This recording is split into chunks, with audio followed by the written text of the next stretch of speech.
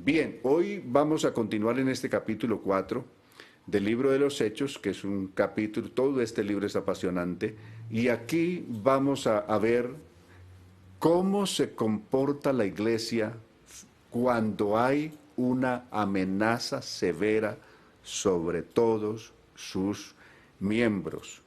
Aquí había una amenaza de muerte, y era una amenaza demasiado seria, de unas proporciones realmente complicadas, muy complejas.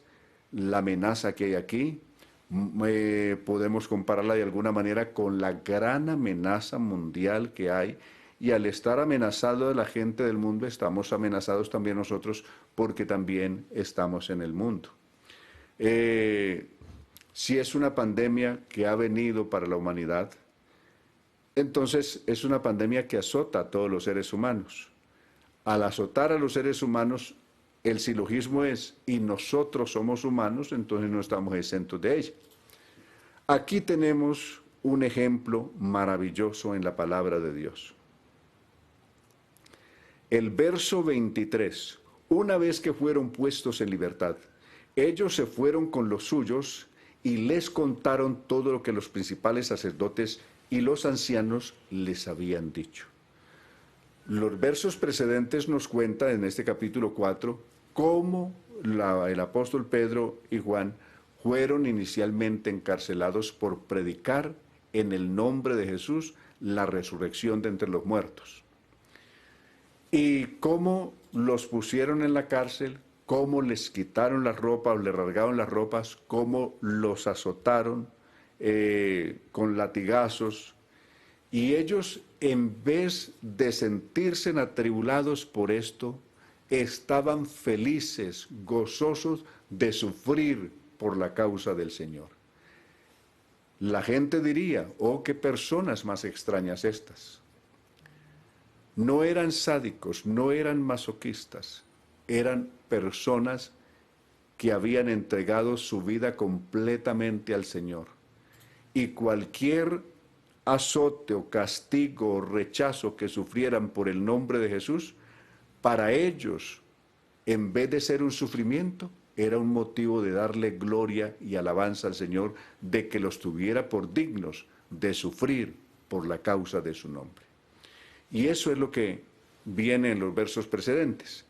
Después de ser azotados, de ser otra vez puestos en libertad, de ser amenazados, ¿y de dónde venía la amenaza? Es decir, ¿quiénes, por qué era seria esta amenaza?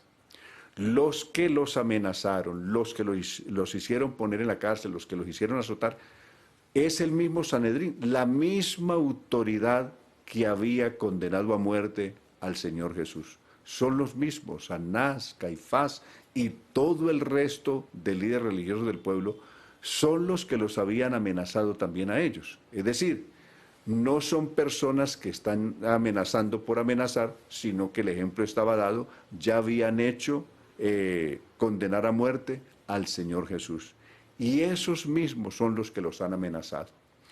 Pero ellos, los discípulos, sin tener temor ninguno, sin sentirse amedrentados por ellos, los enfrentaron de una manera valerosa, que aquellos hombres que habían condenado a Jesús a muerte tuvieron que agachar la cabeza delante de ellos y decir, señal manifiesta han hecho estos hombres, imposible de contradecir. Y los reconocían que habían estado con Jesús, es decir, ellos reconocían que estos hombres habían estado con Jesús. Y al verlos, hablaban, los oían hablar y hablaban como Jesús, con la autoridad de Jesús, con el poder de Jesús, y eso los dejó más desarmados, de tal manera de que nada pudieron hacer contra ellos. Y ya ellos puestos en libertad, vinieron a sus hermanos. Y en vez de venir contando con tristeza, mire cómo nos azotaron, mire cómo tengo las espaldas rasgadas, mire cómo nos rasgaron la túnica o la capa o el vestido. No, ellos salieron con gozo, reúnen a los hermanos y les cuentan con inmensa felicidad lo que había pasado, lo que les habían dicho y cómo Dios los había respaldado para responder contundente y con altura también a estas autoridades. Una vez pues puestos en libertad, dice el verso 23, ellos se fueron con los suyos y les contaron todo lo que los principales sacerdotes y los ancianos les habían dicho. Al oírlo, todos juntos elevaron sus voces a Dios y dijeron, aquí hay un hecho extraordinario de la oración. Hay diversos modelos de oración en la Biblia. Existe la oración personal, existe la oración en voz baja. Por ejemplo, el capítulo 18 del libro de Lucas, donde nos habla de la oración del fariseo y el publicano. El publicano está en alta voz orando y dándose elogios, él mismo, autoalabanzas.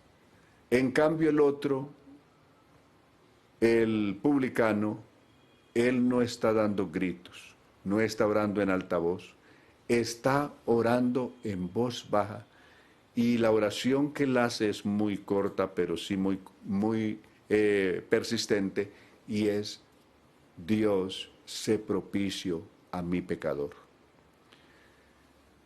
¿Qué dijo Jesús de esos dos modelos de oración? Y especialmente los individuos y el contenido de la oración. El fariseo regresó a su casa sin ningún resultado. En cambio, el publicano regresó a su casa justificado, es decir, perdonado. Dios oyó su oración y lo perdonó. La oración que hacía el fariseo en alta voz y puesto en pie en el templo no fue oída o fue rechazada por el Señor. Y la otra que hacía el hombre humillado y arrepentido que estaba con el rostro puesto en tierra y orando en voz baja, fue oída. Hay diversos modelos de oración en la Biblia. Por eso encontramos la oración individual y personal que hizo Daniel en el capítulo 9 de Daniel, o la oración colectiva que hace Esdras en el capítulo 9 de su libro, con todos los que se habían reunido con él, o encontramos la oración que hizo Salomón cuando se inaugura el templo, o encontramos la oración que hacen aquí los apóstoles con todos los hermanos después de que se pudieron reunir con ellos, y es que los hermanos y ellos, al oírlos todos juntos, elevaron sus voces a Dios, dice esta versión. Algunos críticos dicen que no es posible que hayan orado todos, que solamente uno alzó la voz y que los otros estuvieron callados o que oraron mentalmente. Eso contradice la Biblia. Los que así dicen que es que orar todos juntos a la vez, levantando la voz todos juntos a la vez, es un desorden. Esos se les olvida el capítulo 2 del libro de los Hechos. En el libro de los Hechos, en el capítulo 2, cuando el Espíritu Santo se derramó, todos predicaron a la vez, hablaron todos en lenguas a la vez, y todos predicaron en diferentes lenguas y lo hicieron todos a la vez.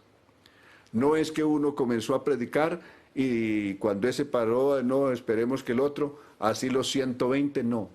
Todos a la vez hablaron en lenguas. Leas el verso 4 del capítulo 2, el Espíritu Santo cayó sobre todos y todos hablaron en lenguas como el Espíritu Santo les daba que hablasen. Entonces ahí los que tienen la idea de que hablar todos juntos o orar todos juntos es un desorden, entonces sería que el Espíritu Santo es el primer desordenado. Pues no, esa no es la forma del Espíritu Santo. Los modelos religiosos y gregorianos especialmente han trazado un tipo de modelo, incluso de alabanza y oraciones religiosas, pero esas no son las oraciones ni las alabanzas del Espíritu. Aquí dice el verso 24, Reina Valera contemporáneo, escúchelo: al oírlos, todos juntos elevaron sus voces, No es que uno elevó la voz y los otros oraron mentalmente, como algunos dicen, no. Todos juntos elevaron sus voces a Dios y dijeron: Soberano Señor, tú creaste el cielo y la tierra, el mar y todo lo que hay en ellos. Tú, Padre nuestro, por medio del Espíritu Santo dijiste por labios de tu siervo David: ¿por qué se amotinan las gentes, citando el Salmo número 2? ¿Y los pueblos piensan cosas vanas? Los reyes de la tierra se reunieron y los principales se confabularon contra el Señor y contra su Cristo. El verso 27 menciona quiénes hicieron esa confabulación contra el Señor. Dice: Herodes, es un hecho que Herodes y Poncio Pilato, Herodes, una autoridad religiosa de Israel, y Pilato, que era el juez romano,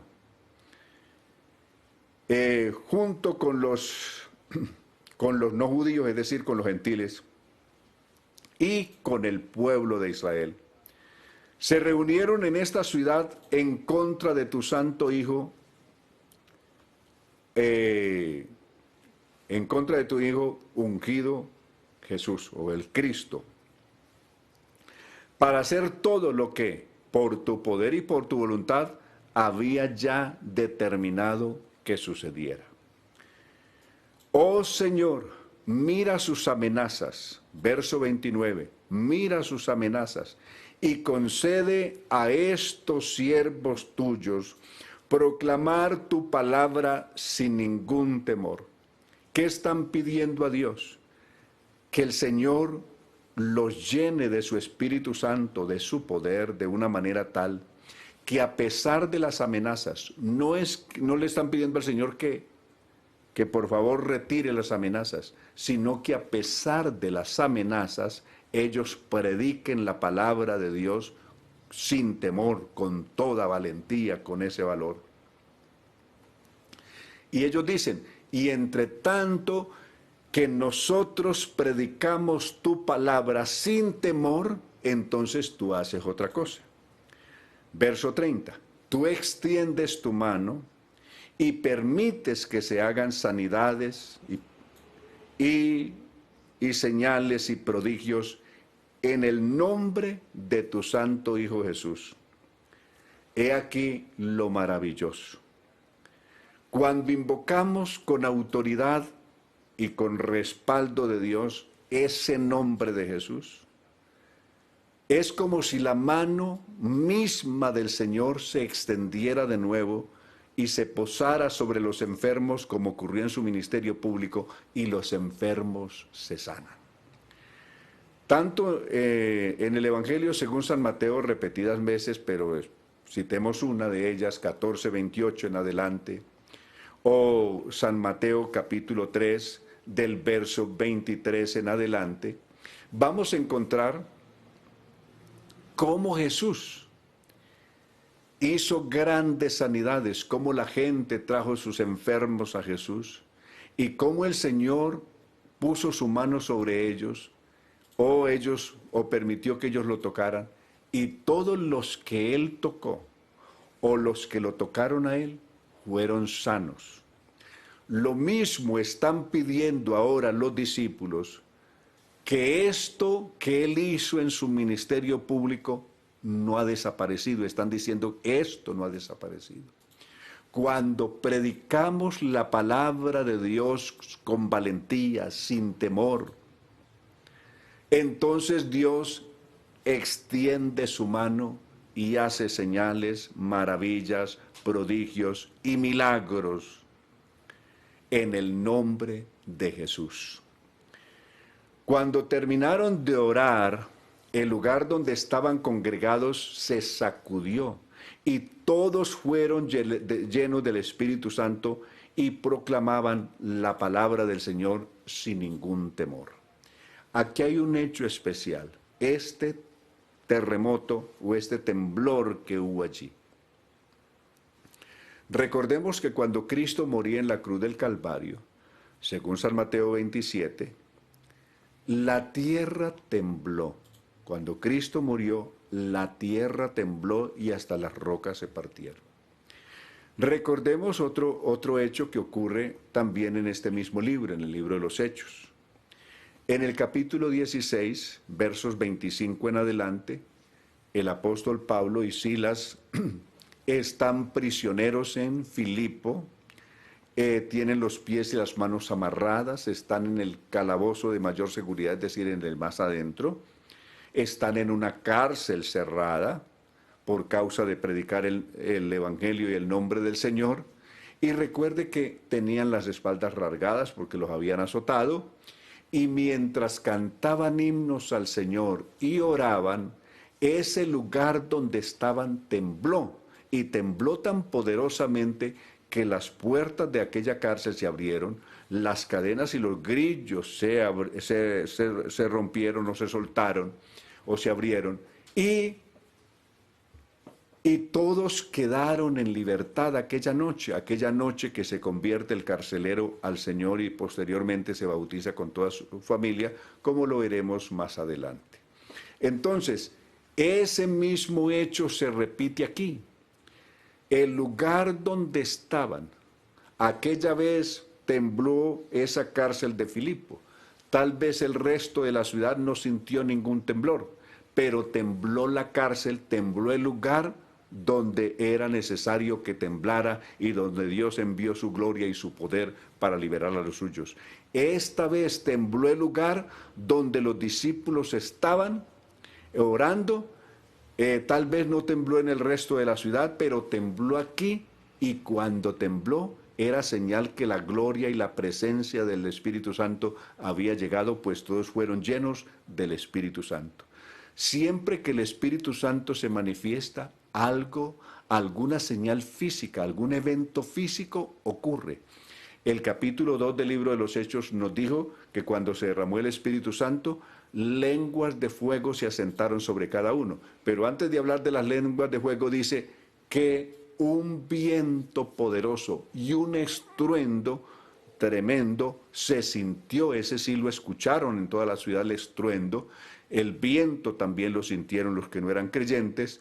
Y lenguas de fuego sí se asentaron solamente sobre los 120, y luego fue que vino la manifestación del Espíritu Santo y los 120 hablando en otras lenguas. Entonces, qué maravilloso, siempre cuando el Espíritu Santo de verdad se derrama, algo extraordinario se siente, alguna señal física hay, a pesar de que el Espíritu es el Espíritu Santo y como tal no es nada físico. Sin embargo, algún efecto físico hay cuando Él o se siente cuando el Espíritu Santo se manifiesta en los suyos. Y de eso somos testigos. Cuando el Señor se derrama, por ejemplo, de manera colectiva, en la congregación, en la iglesia, cuando alabamos, oramos juntos a Dios, algo físico, aunque es un evento, Dios es espíritu, y como tal pues no es nada físico, sin embargo los efectos físicos se dejan sentir, pues sacude nuestras emociones, fortalece nuestra fe, mueve nuestros miembros que están al servicio de Él, nuestro cuerpo, nuestros labios, nuestra lengua. Abre mis labios y cantará mi lengua tu alabanza, por ejemplo, dijo el salmista. Entonces, eso es lo que pasó esta vez. En medio de la amenaza, en medio de los azotes, en medio de la prohibición de predicar el Evangelio en el nombre de Jesús, se manifiesta el poder del Espíritu Santo y los llena y los reviste de valor. Necesitamos hoy también eso, que la iglesia del Señor, en este momento de pandemia, cuando el mundo está siendo azotado y todos nosotros estamos amenazados por esta misma problema, también tengamos el valor de reunirnos y clamar a Dios y decirle: Señor, mira, esta pandemia nos tiene a todos amenazados. Concede a tus siervos, a tus hijos, a tus hijas, que con valor prediquemos el Evangelio, tu palabra, el Evangelio el mensaje de tu nombre glorioso, de tu doctrina verdadera, que lo prediquemos en medio de esta pandemia, en medio de este dolor. Y cuando prediquemos el verdadero evangelio con autoridad y poder, Dios también moverá su mano. Y sanidades y milagros y maravillas y prodigios, el Señor volverá a hacer de nuevo en nuestro tiempo. Y ya los versos 32 en adelante habla de lo que era la vida social de la iglesia en la comunidad, es decir, cómo vivía la iglesia de aquel entonces. Verso 32. Todos los que habían creído eran de un mismo sentir y de un mismo pensar. Ninguno reclamaba como suyo nada de lo que poseía, sino que todas las cosas las tenían en común. Aquí hay algo muy maravilloso. No, si hay algo que une, que sana, que libera, es el poder del Espíritu Santo.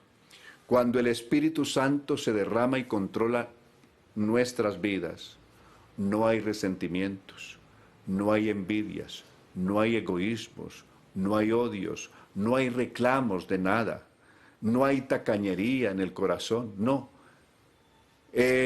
Cada uno tiene un amor tan especial por su hermano, por los suyos, que si le toca compartir lo que tiene, su pan, lo que sea, lo comparte. Quiero decirle que yo soy testigo de esto que hay aquí escrito, de cómo es cuando el Espíritu Santo se manifiesta y toca la vida de las personas, y las personas pierden el interés por eso, por ese egoísmo, decir, no, es que esto es mío y no lo puedo compartir, esto es para mí, para mi presente y para mi futuro. La Iglesia de Colombia, claro, todas las cosas tienen su tiempo, todas las cosas, y aquí esto no fue permanente, todas las cosas han tenido su tiempo. Y tienen su momento cuando ya ese periodo cesó, es decir, las cosas evolucionan en Dios también. En la iglesia colombiana, hace 40 años hacia atrás, la iglesia no tenía economía para ayudar a ningún obrero nuevo que saliera al campo. No había ayuda de nada. No había un programa de nivelación como hay hoy para que mínimo un obrero que sale al campo mínimo pues tenga su salario mínimo y la seguridad social, que tenga garantizado eso. No existía nada de eso. ¿Cómo se extendía entonces el evangelio? Eran familias. Una familia se convertía al Señor en algún lugar, en algún campo, en algún pueblo, en alguna ciudad. Y de inmediato llamaba a los directivos de la iglesia y decía, esa familia, aquí en este pueblo estamos nosotros. Necesitamos que manden un obrero acá, a este lugar. Nosotros nos comprometemos que le daremos la comida y la vivienda y la comida a ese obrero, a veces a él y a la esposa. Con lo que el Señor nos bendiga aquí económicamente, veremos por él, con la condición de que él pueda predicar el Evangelio en este lugar y la gente se convierta a Dios. Yo viví esa experiencia. Así me inicié yo. Yo no tenía ayuda económica de ninguna parte, sino la bendición de Dios, lo que Dios me proveyera en el camino. Pero hubieron familias que me recibieron en uno y otro lugar donde por la gracia de Dios prediqué el Evangelio por muchos pueblos. Y siempre Dios proveyó una familia que me diera el alojamiento, el techo, y que me diera la alimentación. Y a partir de ahí yo pude predicar el Evangelio en muchos pueblos, tanto del occidente de Antioquia como también del suroeste antioqueño y de otros lugares del país. La gente, estos hermanos, se habían entregado al Señor con un gozo, con una felicidad tan grande, que para ellos era un privilegio decir, yo sostengo este obrero. Conocí hermanos que tenían negocios aquí en Medellín, en la plaza de mercado conocida como La Mayorista. Y ellos decían, envíen un obrero a tal pueblo, a tal lugar, que yo me comprometo con mensualmente mandarle para su comida o para su arriendo, que yo, con la bendición que el Señor me dé en este negocio, lo patrocino. Y algunos llegaron a patrocinar hasta 10 obreros. Hermanos que tenían algún negocito patrocinaban hasta 10 obreros en diversos lugares. Quiere decir que esto que se hizo aquí en el libro de los Hechos de Pentecostés en adelante, en la iglesia en Colombia, Dios lo ha repetido más de una vez en todas las regiones de Colombia. Pero dije que estos son hechos transitorios. No es que la iglesia se quedó así, porque también vino otro hecho. Algunas personas, aprovechando esta generosidad que hubo en los hermanos, en los primeros creyentes, abusaron de esa generosidad. Y entonces muchos entendieron que no tenían que trabajar, sino simplemente vivir cargados por los otros, dedicarse a vivir cargados por los hermanos. También lo ha pasado en Colombia eso. Y todas esas cosas se salen también del orden. Eso ya no es de Dios. Mire cómo se tuvo que corregir ese problema más tarde, porque algunos, aprovechando esa circunstancia, pensaron que los que tenían alguna capacidad económica tenían la obligación de cargárselos toda la vida y sostenerlos. Eso no es verdad tampoco. Capítulo 3 de Segunda de Tesalonicenses, versos 6 en adelante, el apóstol Pablo escribió para corregir esto.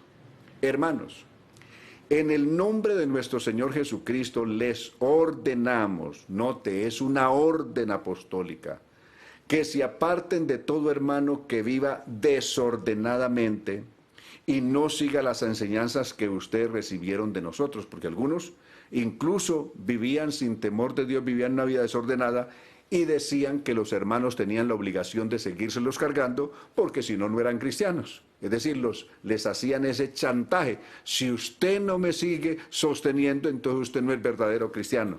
Por eso reciben esa orden del apóstol, decirle que se aparten, que dejen ya de cargar a estos ociosos y holgazanes. Y sigue diciendo a partir del verso 7, ustedes mismos saben cómo seguir nuestro ejemplo, porque nosotros no vivimos entre ustedes de manera desordenada, ni comimos el pan de nadie sin pagarlo, dice el verso 8, sino que día y noche trabajamos muy duro y sin descanso para no ser carga a ninguno de ustedes. Los apóstoles, ¿cómo se propusieron corregir eso?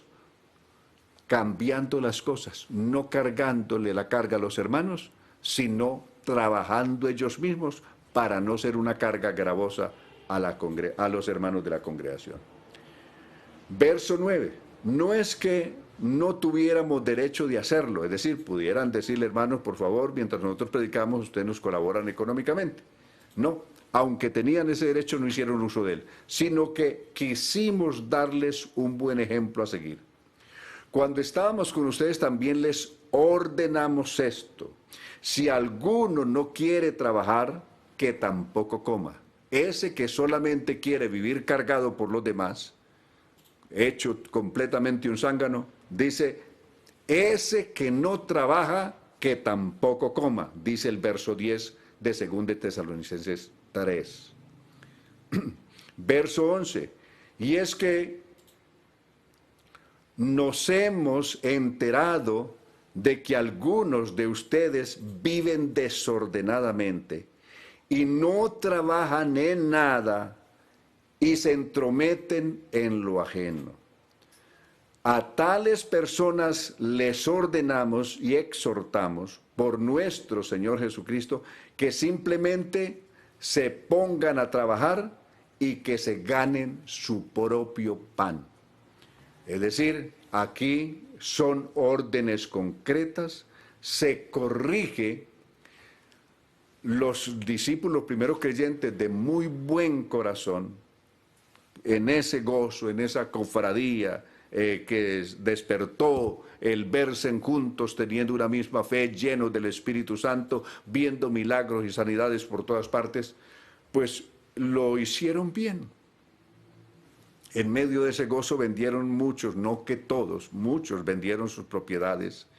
Y no que los apóstoles les hayan impuesto eso. Ya lo veremos en el capítulo 5 cuando veamos el caso de Ananías. Ananías no tenía la obligación de vender su propiedad y su mujer. Fueron ellos los que se ofrecieron.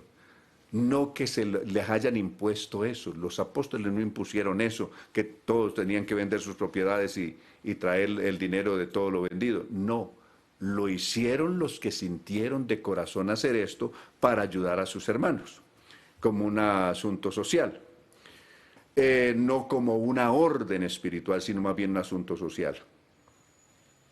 Pero como vimos, esto terminó en un desorden que una cantidad de personas sin pudor se convirtieron en una carga gravosa para los hermanos y querían chantajearlos, obligándolos a que los tenían que seguir sosteniendo por el resto de la vida, lo cual eso no es ninguna obligación de parte de Dios. Volvemos al capítulo 3 del libro de los Hechos para seguir cómo era esta vida, esta coinonía de la iglesia allí en Jerusalén, porque hasta aquí la iglesia no ha salido de Jerusalén. Todos estos hechos ocurren en Jerusalén. Entonces, al seguir del el verso 33 dice, y los apóstoles daban un testimonio poderoso de la resurrección del Señor Jesús. Es decir, el centro del mensaje de la predicación del Evangelio de los apóstoles era demostrar con todos los argumentos y con todas las pruebas que tenían a su alcance, demostrar la gloriosa resurrección del Señor Jesús. Y la gracia de Dios sobreabundaba en todos ellos. Y no había entre ellos ningún necesitado, porque todos los que poseían terrenos o casas las vendían y el dinero de lo vendido lo llevaban y lo ponían en manos de los apóstoles, y este era repartido según las necesidades de cada uno. Es decir, se hacía un asunto social, los apóstoles se convierten en administradores de toda esta ayuda social que trajeron muchos hermanos para sostener a muchos. Fue así como José, levita de Chipre, a quien los apóstoles apodaban Bernabé, que significa hijo de consolación, dice, vendió un terreno de su propiedad y entregó a los apóstoles el dinero de la venta. El texto no dice que Bernabé haya vendido todos los bienes que tenía, vendió un bien. Es decir, vendió una propiedad de él, que puede haber tenido más, y la trajo como un aporte a la obra social. Y los ecónomos en ese momento eran los mismos apóstoles. Con el paso del tiempo, los apóstoles se vieron inmersos atendiendo la obra social de la iglesia, de tantos necesitados, de viudas, especialmente atendían viudas, es lo que vamos a ver, que en el capítulo 6, cuando veamos el capítulo 6, atendían esencialmente las viudas y especialmente viudas que no tuvieran familia. Porque si eran viudas que tenían familia, la obligación con estas viudas no podía recaer sobre la iglesia, sino que la obligación de una viuda o de un anciano que no puede trabajar, recae en primer lugar en la familia.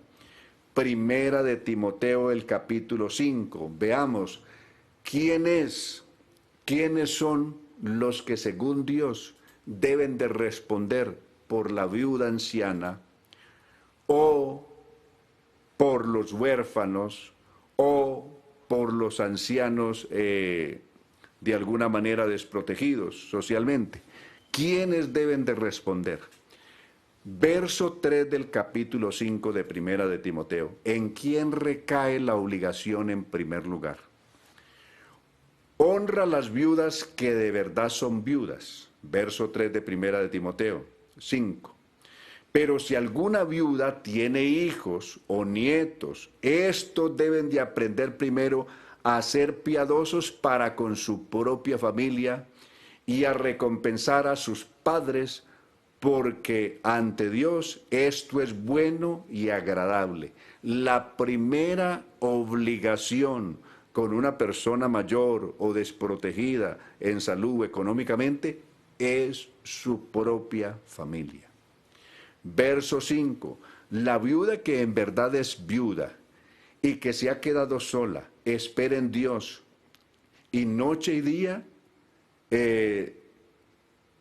persevera en súplicas y oraciones, pero la que se entrega a los placeres, aquella viuda, que en vez de ser una mujer temerosa de Dios y ejemplar para los santos, se entrega a los placeres, está muerta en vida. Porque algunos creían que con el mero hecho de ser viudas ya la iglesia tenía la obligación de cargárselas. No, si no eran personas creyentes que obedecían a Dios, la iglesia tampoco tenía la obligación de cargárselas. Por eso les está diciendo eso, en el verso 6 y el verso 7. Manda también estas cosas para que sean irreprensibles, porque si alguno no provee para los suyos, la primera obligación, y es un mandato de Dios, es que el hijo o el nieto responda por su abuela, por su abuelo, en fin, por su familia. Porque si alguno no provee, dice el verso 8, para los suyos, especialmente para los de su casa, es decir, su familia, ese se le cuenta igual, ese hecho, por más consagrado que se diga, por más creyente que se crea, dice, ese hecho de no responder económicamente por los suyos es igual a que una persona hubiera negado la fe, incluso se le cuenta como si fuera una persona peor que un incrédulo, peor que un infiel. Es decir, esa persona que se olvida socialmente de responder económicamente por sus mayores, por su abuelo, por su abuela, por su padre, por su mamá, teniendo económicamente con qué hacerlo, esa es una persona que se le cuenta, que ante Dios se le cuenta por algo peor que un mismo inconverso, que una persona incrédula. Eso lo dijo el verso 8. En el verso 9 dice quiénes eran las viudas que atendían. En la lista deben figurar solo las viudas mayores de 60 años y que hayan tenido un solo marido. Que cuenten con un buen testimonio y buenas obras, con requisitos para poder merecer o pertenecer a este apoyo social. Que cuenten con un buen testimonio y que sean mujeres de buenas obras, como haber criado hijos, practicado la hospitalidad, lavado los pies de los santos, pues un recorrido, haber socorrido a los afligidos, practicado la buena obra, es decir, personas dedicadas a hacer un trabajo social en medio de su comunidad, es decir, en medio de la iglesia. Pero no admitan viudas más jóvenes porque luego se rebelan contra Cristo y llevadas por sus deseos quieren casarse con los que incurren en condenación por quebrantar su primera fe. Además aprenden a ser ociosas, es decir, a vivir cargadas por los demás y andar de casa en casa, y no solamente se vuelven ociosas, sino también se vuelven chismosas, dice el verso 13, y entrometidas y hablan de lo que no deben hablar. Por eso quiero que las viudas jóvenes se casen y críen hijos, que gobiernen su casa, y no den al adversario ninguna ocasión de maledicencia, es decir, de decir mal. Porque ya algunas se han apartado en pos de Satanás, dice el verso 15. Y si algún creyente o alguna creyente tiene viudas, que las mantenga, dice el verso 16. ¿Qué es que tengo esta viuda en mi casa? ¿Qué es que tengo esta viuda en mi familia? Dice el verso 16, si algún creyente o alguna creyente tiene viudas, que las mantenga para no gravar a la iglesia. Así habrá lo suficiente para las viudas que de verdad lo son. Entonces, esta carga social que asumió la iglesia desde sus principios, no es que realmente salieron repartiendo mercados por todas partes a diestra y siniestra, sino que escogieron un selecto grupo, el más golpeado socialmente, el más desprotegido socialmente, como las viudas, y a eso se dedicaron a apoyar. Seguiremos ampliamente su contexto en el capítulo 6, que está ya aquí enseguida en las próximas lecciones. Entonces, esto quería compartirles para que no haya...